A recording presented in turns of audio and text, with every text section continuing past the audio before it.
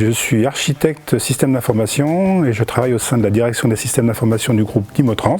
Le groupe Dimotrans, c'est une société de transport et de logistique qui opère dans 4 domaines principaux. Le domaine de l'overseas, du transport overseas, tout ce qui se fait en bateau et en avion. Le domaine de l'overland, qu'on appelle également global transport, qui correspond à toutes les opérations que l'on fait avec des camions. Donc là, on adresse le marché européen, le marché français. Un périmètre également logistique, où là, on fait de la logistique de préparation pour des grands groupes industriels ou du commerce en B2C.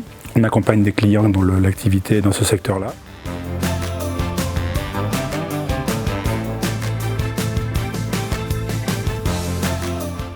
Le travail d'architecte au sein de la direction des systèmes d'information, on vérifie qu'on ait un système qui soit cohérent, efficace, qu'on évite d'utiliser différents outils pour les mêmes finalités ou les mêmes besoins et qu'on évite chacun dans son unité à réinventer le fil à couper le beurre.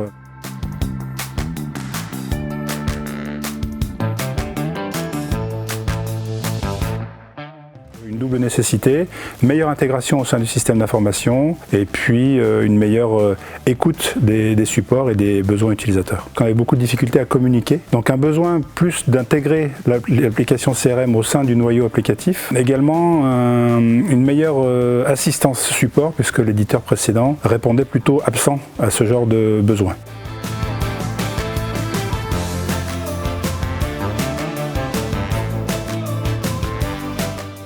On avait challengé des grands éditeurs du marché, des très grands, des très gros. On a besoin d'une entreprise qui sache répondre à nos exigences et avec Dimo Software, on a trouvé au sein de la solution Yellowbox cette solution entre être capable d'adresser des besoins d'information, d'interchange avec le reste du SI de l'entreprise et également une proximité qui fait que ce sont des équipes à qui on peut parler et qu'on peut identifier. C'est important aussi pour nous puisqu'on a besoin de réactivité assez forte dans ce genre de domaine.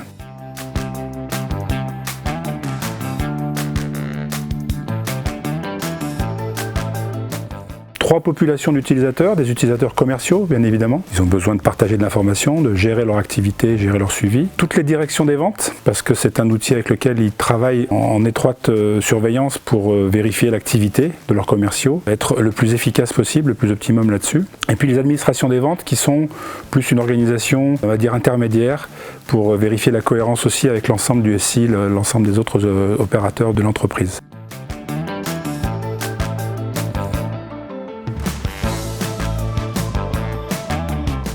C'est vraiment un outil transverse. On a différents métiers qui sont adressés par des solutions métiers différentes. On a des solutions qui sont très spécifiques et qui apportent des solutions à chacun de ces métiers-là. Et qui sont peu ou moyennement communicantes, mais en tout cas qui n'offrent pas de visibilité commerciale. En plus, ce sont des équipes différentes qui sont historiquement issues de croissance externe, donc des gens qui n'ont pas forcément le même parcours, la même connaissance. Et l'outil de CRM se positionne vraiment en transverse pour se connecter à tous ces outils-là, établir des liaisons de récupération d'informations, collecter de l'information et faire en sorte finalement que cette base commerciale soit la base la plus collaborative possible.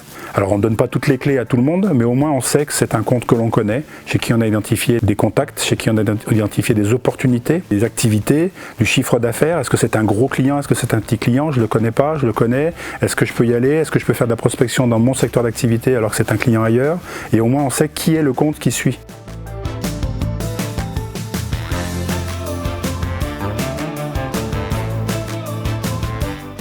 L'avantage de la TMA, c'est qu'on dispose d'une réserve d'heures. On peut l'adresser, la solliciter en fonction des besoins. On l'utilise plutôt dans le cadre d'évolution, sachant que quand on est vraiment sur un gros projet, on va potentiellement plutôt adresser un portefeuille d'heures par rapport à ce projet-là et éviter de taper la TMA. La TMA, c'est vraiment pour faire évoluer un produit dans une fonctionnalité connue au départ et pour lui apporter 2-3 évolutions, mais on va dire mineures. Si on essaie des évolutions majeures, on va le faire dans le cadre d'un projet avec un budget identifié.